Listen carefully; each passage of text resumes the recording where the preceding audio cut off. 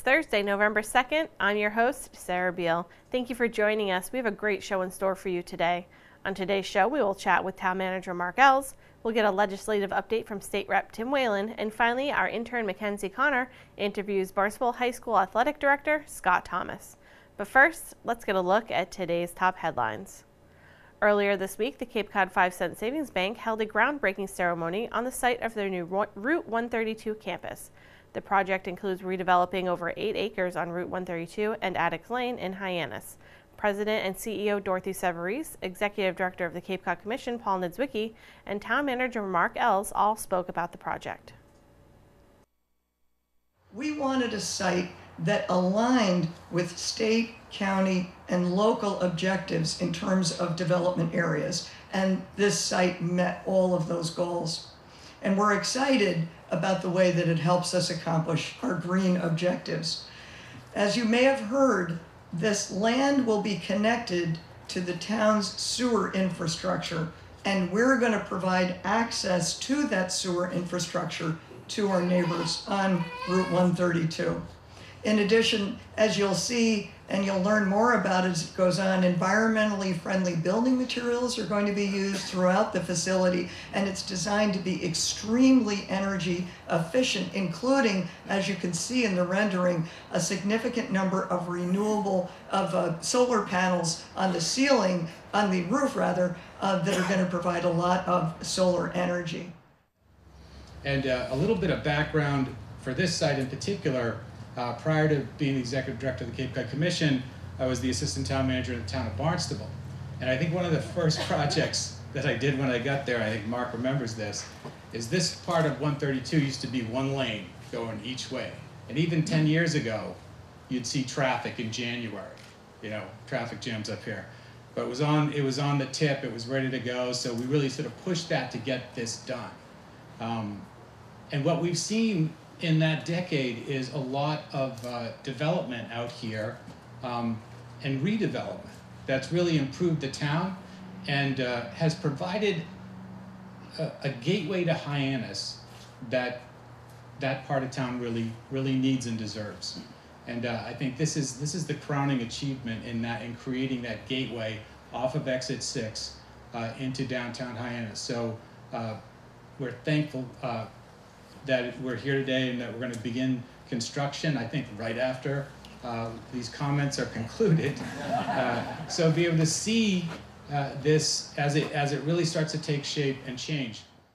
Thank you for choosing Barnstable. We were thrilled, I think it was several years ago when we first heard that that you were looking at Barnstable, and then as information came in, we began to understand that you'd be looking at this site. And certainly Paul alluded to the fact that I was back in Public Works many years ago, and Paul was at the town, and we were envisioning what would happen here, and this is exactly what we hoped would result from the investment that the state and the community made in upgrading Route 132. So that's exciting. When we also heard that Cape Cod 5 was coming here to Barnstable, we truly said what a wonderful opportunity for our community, because our leadership, our town council, has identified certainly quality of life, a sound economic base, keeping balance in our community, serving our residents, our businesses, our visitors, with that in mind in all that we do. So I'm thrilled to hear that the permitting process has moved along well. But more importantly, I see Cape Cod 5 as having that same sort of community focus. And I know that as we move forward, we will be able to partner on many efforts.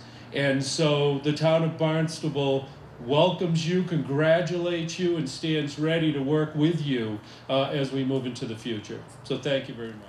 All right. That's good. You do a little. Okay, here we go. 1, 2, 3. I gotta do it on the count. Okay, do we want to do it again? Sure. 1, 2, 3.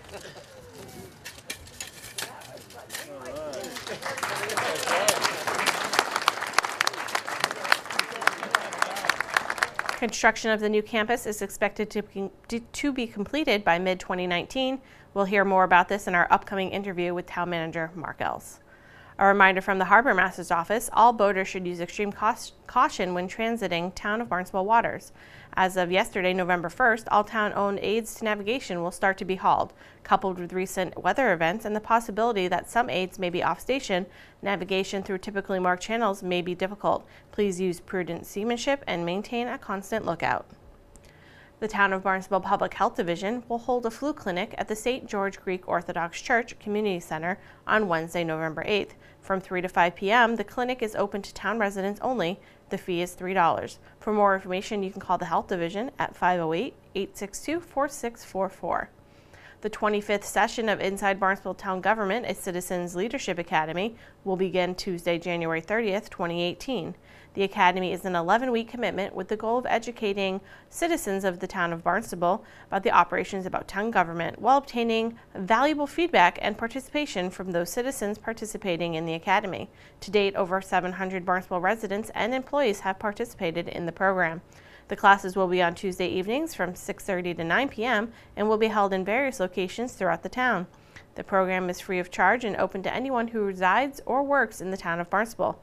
Class size is limited, so please register early to avoid the waiting list. Applications are available in the town manager's office or online at townofbarnstable.us. Up next, we'll chat with Town Manager Mark Ells. Mark, thank you so much for joining us today. There was a big groundbreaking this week. Cape Cod 5 broke ground on their new site that they're building here in Hyannis. They're taking over where Ethan Allen Furniture used to be. Yes. So let's talk a little bit about this project. It's a very big project coming here into the town of Barnstable. It is, and we're very pleased that they've selected Barnstable. And certainly yesterday was the groundbreaking, as you said, but this has been in the works for many years. Mm-hmm. It is located right along Route 132 through that portion of corridor where the state and the town, a decade ago made a decision that they were going to relook at the infrastructure, the roadway system there. If you remember, that used to be two ways, Mm-hmm. one lane each way. Yeah. And you had Shoe Flying Hill Road coming in. I think that was the most dangerous intersection, certainly in our community, maybe on the Cape. So we were able to address infrastructure and safety issues. With that, we were looking at being able to accommodate the type of growth that our community has planned for and wanted to see. We re-looked at the zoning in that area. When Cape Cod 5, who is a community bank, they interacted with us that way, that they were making a major decision for their organization. They wanted to be here, and they wanted to partner with us, the town and the community, in locating here. Mm-hmm. And we knew that about them, so that was a very positive opportunity for us. And from that, they cited where we hoped something like that might site, mm-hmm. where they've worked with us on other infrastructure like sewer, which will now be allowed into that, it's going to be in that area, and others will be able to connect in the future once this is done. So just all around bringing jobs here. I think they're going to have 200 right from the get-go, mm-hmm. and they're planning for many more than that at that location. It centralizes it for them. Centralizes their administration. It allows for both administrative and I believe they're going to have customer training, customer interaction there as well. Mm-hmm. I don't know the details of their, of what they're doing. So for us, this is very positive. We're glad to see it. But we've been trying to set this sort of table or opportunity within our community of making sure that we maintain the quality of life that we have here on Cape Cod and in Barnstable. It's a balanced quality of life between the business, the resident, and our visitor. We have a high standard here in Barnstable, and this worked very well with that. So mm-hmm. we're very excited about it. We've also got a lot of other very positive discussions going on, mm-hmm. and That's a good thing. And taking into consideration not just transportation and traffic, but taking into consideration the sensitive environment we have, taking into consideration where we will locate various opportunities so that they don't conflict with others. And much of what we see coming here is in sync with what we're trying to achieve in Barnstable. And when you have visits when you receive grant awards and you have visits from secretaries at the state level that really recognize what Barnstable's doing, Right. and they're saying to us, hey, you're seeing some very positive things happen here. That's a reflection on our leadership. It's a reflection on truly years of work to bring us to this point. And I see very positive things moving forward. So that's a good thing. Yeah, That's good news for our community, and I think you'll continue to see that. Yeah, this is kind of like the first big project of this caliber to come into the area, and it shows, like you said, the work that's been going on for years to build everything up to get us to this point where this kind of infrastructure and construction can come in, and businesses can grow here. Like we have all the Business Barnstable website that I know the Planning and Development Department has worked very hard on. So it's definitely all coming together, which is wonderful. Yeah, we've seen actually over the last decade, we've seen well over $100 million worth of investment by business. So this certainly is a large effort on the part of Cape Cod 5, but during a nationally challenging economic time, we continued to have solid growth. So that's a very positive sign. We're also going through what the town does in this relationship of permitting and of cleaning up issues like confusing planning, and trying to, again, create an environment where both large and small business can come here and consider doing business here in the town of Barnstable. I'm going to very shortly talk about, and as we move into budget, we'll do some more restructuring, but you're going to see changes in our building and other permitting departments to help streamline the process, to help make it more efficient with less cumbersome permitting, though appropriate permitting, but to make it much more clear and to have permits where we need specific permits. We've got the e-permitting online with building, and we're phasing in health at this point. We're looking more broadly at how we can use that or other systems, again, to allow our residents and our businesses and our visitors to access all that we have, whether it's a business website or our general website. You're going to see that change as well, so that people can get information readily and they can make decisions about what they want to do. I think the town does a very good job of making, everybody, whether you're a resident or a business owner, feel welcome and supported here in the town. I think that's a very important aspect of what we do here. So I think this is, it definitely shows. Well, I hope so. And if we don't, I want to hear from you, so that we can look at it and understand, okay, what didn't work properly, and is it something that can be modified and corrected simply, or is it a much greater issue that we need to spend more time on? So, Right. yeah. Great. Well, thank you so much for coming in and talking to us about all the great things that are happening here in the town of Barnstable. I really appreciate it. Well, thanks for having me. Thank you. Our guest today is our town manager, Mark Ells. Coming up, we'll share our intern Mackenzie Connor's interview with Barnstable High School Athletic Director Scott Thomas. But first, let's get a legislative update from State Rep Tim Whalen. Tim, thank you so much for joining us today. I appreciate you taking time out of your busy schedule to chat with us. Sarah, it's always my pleasure. Love speaking with you, and love getting information out there for for the good folks of Barnstable and beyond. It's important that everybody knows what's going on in their government. Very important. So we're going to talk today about the Criminal Justice Reform Bill, and you've been doing a lot of work on this. What can you tell us about this? Sure. The Senate released their version of a criminal justice reform bill, and the House is finalizing our own version right now. And sort of framework for how it's being approached comes from a report that was issued by the Council of State Governments. The governor and legislative leadership asked for the Council of State Governments to come in and review where we stand in Massachusetts and where we need to do some updating in our crime and punishment system. They wanted to look at incarceration rates, look at diversion, look at updating our sentencing guidelines, and basically just a top-to-bottom review and refresher on, because some of these laws haven't been changed to update with the times.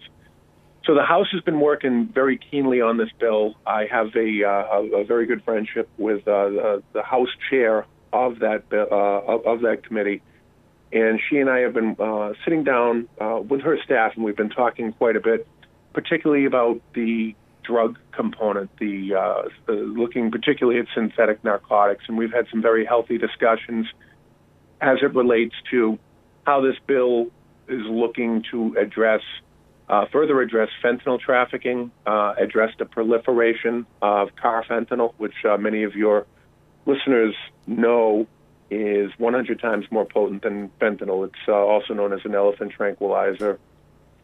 We've also had some discussions, and I don't know if we'll get it into this bill, but we're certainly looking at getting something done this session. I expressed a concern that we have, particularly here on the Cape, with a new synthetic narcotic on the streets that's labeled Pink Death. And it's scary stuff. It's not illegal. It's 4 to 5 times more potent than heroin. And speaking with my friends in law enforcement and those that do undercover narcotic enforcement, we're seeing more and more of it on the streets here on Cape Cod.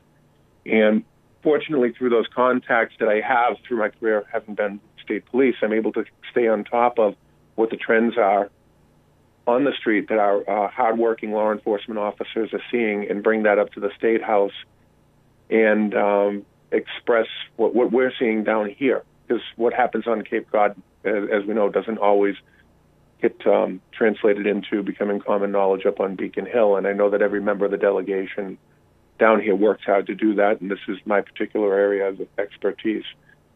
So we're looking forward to that bill being released soon, Sarah. It's going to be very important.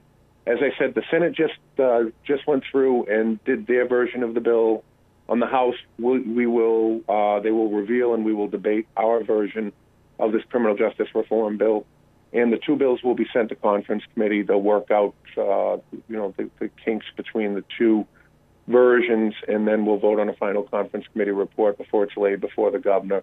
And just hoping that we see a product that, not only addresses the concerns that many, rightly bring about updating the criminal justice system and trying to further reduce our incarceration rates, but also it addresses some of these new and scary trends that we're seeing with many of these synthetic narcotics that are taking so many lives. Mm-hmm. Like you said, the what was it called, Pink Death? You said that right now that is not illegal. So, hopefully this closes some of those loopholes and some of these, like you said, the synthetic narcotics, and getting those, labeled as such. Some of these synthetic narcotics, they're being manufactured in China, and people are going on to a website with their credit card, and they're ordering this product, and it's being shipped here from China. Pink Death, also known as, I believe it's U47700 is the technical name for it, was recently made illegal by the Drug Enforcement Administration last November. And what the manufacturer did was they tweaked an isomer in the manufacturing process. They now call it U48800. So it gets very, very difficult to stay ahead of the game when it comes to dealing with these synthetics, Sarah. And the governor had offered a proposal to the legislature that I fully support, and that is that Massachusetts would, in identifying narcotics, that we would identify the federal DEA schedules of controlled substances. Of course, we would separate out, we would take out from our adoption anything that was passed and made legal on question 4, such as cannabinoids, cannabinoid oils, marijuana, and the like. So minus that, every other part of the DEA schedule would be adopted in Massachusetts law, and that's the direction we need to go in, because the DEA has a 30,000-foot view of what's going on across the nation, whereas we have here in Massachusetts a much lower altitude view because we only see it when it crosses into our borders. Mm-hmm.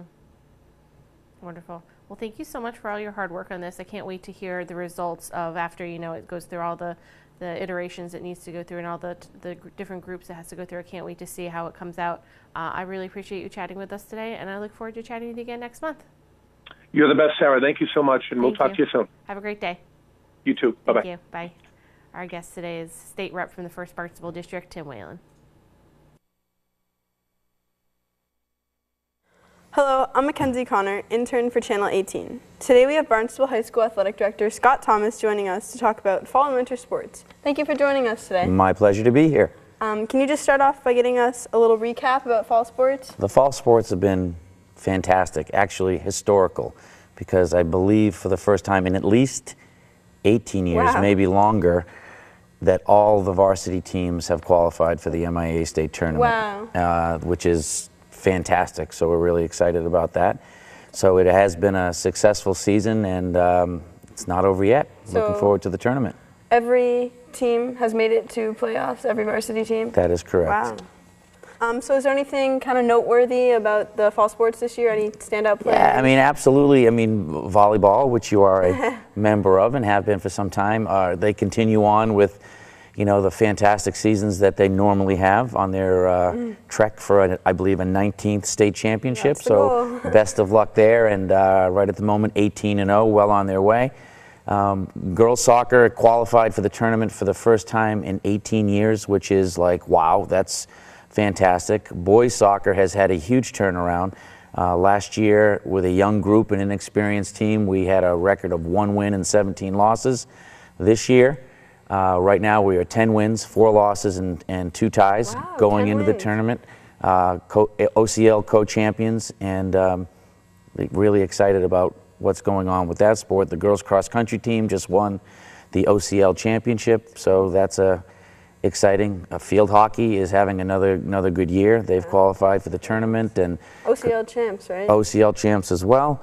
So it's been a it's been a good fall, and all the teams have stepped up and done a super job. So pretty successful season for Barnstable High School. Absolutely, not done yet. Not done yet, still going. That's right. And for winter sports, it's coming up pretty fast. Are there any new coaches or big changes going on this year? No, everyone's coming back. It's the same coaching staff as we've had last year. Actually, I shouldn't say that. We do have a coaching change, and that is that Kaz Malik will be taking over as the head basketball coach. Jared Payne, who took the job on an interim position last year. Girls basketball? Girls basketball is going to slide over back to JV boys basketball, where he was before. And Kaz Malik, who has been a volunteer assistant and who has coached for a number of years in the state of Rhode Island, is going to be our new girls head coach. Oh, that's good. And the informative winter sports night is November 14th. What goes on at these meetings? At these meetings, it's basically an informational meeting so that everyone understands what is required to try out. You have to be registered through the school's website. We need to make sure that we have physicals are up to date. We need to make sure that payments are made for those that are paying the user fee.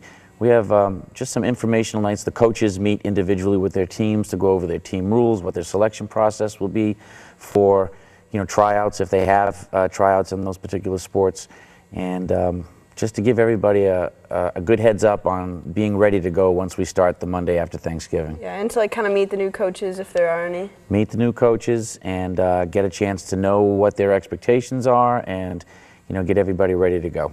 Awesome. Well, thank you for joining us. I'm Mackenzie Connor, and that's it for today. Now let's take a look at our community calendar. Let's find out what's coming up at some of our village libraries. The Sturgis Library will be holding their pre-holiday book fair this weekend. The book fair will feature books, gift items, and more from 3 booksellers: Books by the Sea in Centerville, Isaiah Thomas Books and Prints in Cotuit, and Titcomb's Bookshop in Sandwich. The book fair will kick off Thursday, November 2nd from 5 to 7 p.m. with an early bird wine and cheese reception and a chance to be the first to shop. Admission to the reception is $10. The book fair will continue from 10 to 5 on Friday, November 3rd, and 10 to 4 on Saturday, November 4th. Admission on Friday and Saturday is free. The Cotuit Library will be hosting a program called Mysterious Massachusetts on Friday, November 3rd at 4 p.m. From seaside ghosts to UFOs over the Berkshires, Massachusetts has a rich history of paranormal legend, odd events, and strange denizens. Presenter Sarah Hodge Weatherby is a library associate with the Springfield City Library, and she has been touring around New England lecturing on various aspects of pop culture over 10 years. You can please RSVP to this event by calling the Cotuit Library at 508-428-8141. The only meeting tonight is Town Council. They will meet at 7 p.m. tonight in the Town Hall hearing room. Thank you so much for joining us today. We'll be back tomorrow with another great show for you. On tomorrow's show, we will talk with Recreation Director Patty Machado. We'll also have Shellfish Technician Liz Lewis and so much more. For Barnstable Today, I'm Sarah Beal.